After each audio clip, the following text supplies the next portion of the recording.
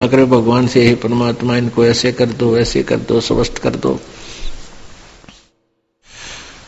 ये हम पहले तो कहा करते थे कि भगवान इनको स्वस्थ कर दो, और आप जी की भक्ति से वो स्वस्थ अवश्य हो जाएंगे, लेकिन आपकी कमाई का बहुत अंश, बहुत ज्यादा भाग समाप्त हो जाएगा।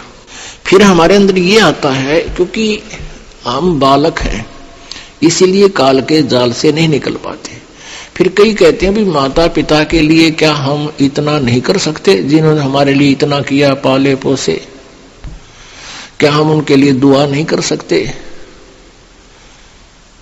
अब ये तो बालका वाली बातें हैं जो ये दास आपको समझाना चाहते हैं कि ये माता पिता तो बहुत मिल जाएंगे। गधे बनोगे वहां माता पिता, कुत्ते की योनि में जाओगे वहां माता पिता, बैल गाय बनेंगे वहां माता पिता। अब भक्ति नहीं मिलेगी फिर वहां पर। वो पिताजी भी कि तक गधा बनेगा और आप भी गेल वहीं पर गधे बने पाओगे। वो उसकी गर्दन पकड़ेगा और वो उसकी गर्दन पकड़ेगा, फिर कोयसे के सूत में नहीं आवेगी।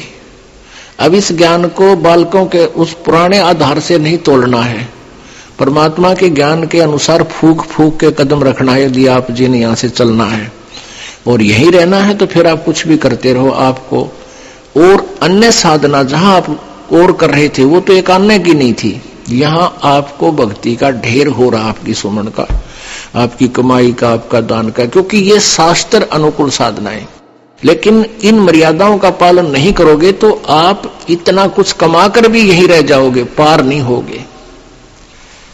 कई बोली आत्माएं कहती हैं हम क्या अपने माता पिता के श्राद्ध भी नहीं निकाल सकते, उन्होंने हमारे लिए इतना कुछ किया। उनके लिए आप इतना कर सकते हो, अपनी दुआ ना समाप्त करके। आपके माता पिता बीमार हैं, अस्वस्थ हैं, उनको दुआ ना करके केवल उनके लिए कोई ऐसा धार्मिक अनुष्ठान उनके निमित्त आप करा सकते हो, या अखंड पाठ करवा सकते हो, उससे भी उनको बहुत राहत मिल सकती है। लेकिन अपनी दुआएं नहीं किसी को देनी चाहिए, बद दुआ भी नहीं देनी चाहिए, वो भी हमारे ऊपर भार बनता है, हमारी कमाई नष्ट होती है। और शुभ कामनाएं भी नहीं देनी चाहिए, वो भी हमारे ऊपर भार, हमारी कमाई नष्ट होती है। हाँ, उनको ज्ञान दे। आपके निकटतम जैसे भाई है, अपनी बहन के निमित्त, माता के निमित्त और अपनी पत्नी के निमित्त, बच्चों के निमित्त जो नहीं मार्ग पर लग पा रहे उनके निमित्त को पाठ करा सकते हो। उससे उनको शुभ संस्कार मिलेंगे, पुण्य मिलेगा, और उनसे धीरे धीरे हो सकता है उनका माइंड भी परिवर्तित हो जाए और वो भी फिर मार्ग पर लग सकते हैं। नहीं तो उनको उसका सहारा अवश्य मिलेगा। तो इसका ये विकल्प है। तो पुण्यात्माओं, परमात्मा बताते हैं एक लेवा एक देवा दूतम, और कोई किसी का पिता नहीं पूतम। ये ऋण संबंध जुड़ा एक ठाठा, अंत समय सब 12 बाटा। एक जैसे एक बच्चा, एक लड़का इतना लायक है, पिताजी तो दारू पीवे और ताश खेलता सारा दिन, बोल रहे तो लड़न न हो जा, और बेटा उसकी सेवा करता है, कमाता है, पिताजी शराब पीता है, तो वो पिताजी उस पुत्र से पिछले जन्म में लिया हुआ, किया हुआ जो कुछ उसका अपना प्राप्त कर रहा है। एक बेटा ऐसा है, माता पिता कमा रहे हैं और वो गुटी लगाता है, जुआ खेलता है और पैसे को बर्बाद करता है। माता पिता रोते रहते हैं बैठकर, वो मानता नहीं है। तो पिछले जन्म में उस माता पिता ने उनका कोई ले रखा था, अब वो पूरा करके छोड़ेगा। तो एक लेवा एक देवा दूतम, कोई काहू का पिता नहीं पूतम। ये ऋण संबंधी जुड़ा एक ठाठा, ऋण एक दूसरे की उधार आपके ऊपर है, और इस कारण से ये एक परिवार बना बैठा है। अंत में सब 12 बाटा। आपकी मृत्यु होगी, ना जाने कहां जन्म होगा। बेटे की मृत्यु होगी, पता नहीं संस्कारवश कहां जाएगा, कौन से देश में जन्म होगा। अंत में सब 12 बाट, अलग अलग 12 बाट, बाट माने रास्ते, अलग अलग रास्तों पर जाओगे, फिर ना जाने कभी मिलोगे कि ना मिलोगे किसी जन्म में। इन सब बातों को विचार करके पुण्यात्माओं अपने मोक्ष कराने के इस उद्देश्य को, लक्ष्य को प्राप्त करना है। आज जो ये समागम चल रहा है 3 दिन का, इसका वैसे तो हम महीने में 2 बार करते ही हैं 3-3 दिन का।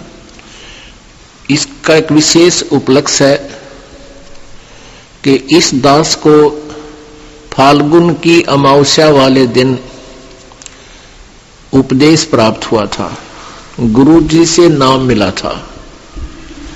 परमात्मा कहते हैं, जा दिन सतगुरु भेटियो वो दिन लेखे जान, बाकी समय गंवा दिया बिना गुरु के नाम। परमात्मा बताते हैं कि जिस दिन आप जी को पूर्ण संत से उपदेश प्राप्त हुआ, आपका वो जन्मदिन है, वो आपका हैप्पी बर्थडे है। बाकी जो हम पहले लोकवेद के आधार से बर्थडे मनाया करते थे, वो हमने अब नहीं मनाना। उसको हम खुद हैप्पी बर्थडे मानना है, वो तो बड़ा दुख था हमारे ऊपर, कैर टूटा, जन्म हुआ, ना जाने कितने कष्ट जीवन पर आवेंगे, कोई बच्चा हो गया तो मर जाएगा, कोई बचेगा ना बचे, कोई बीमारियां, 100 प्रकार की समस्याएं, दिन रात धक्के खाने। वो कौन सा जन्म था, वो कौन सा हैप्पी बर्थडे था? वो तो ब्रांडमाटी डे था और उस नाम हैप्पी बर्थडे मनाया करते।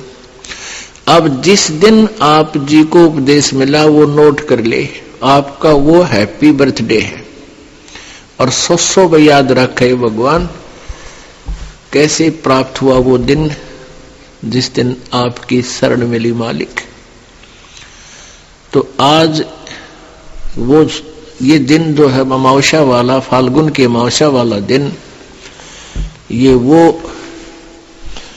हैप्पी डे है जो जिस दिन इस दास का उद्धार हुआ।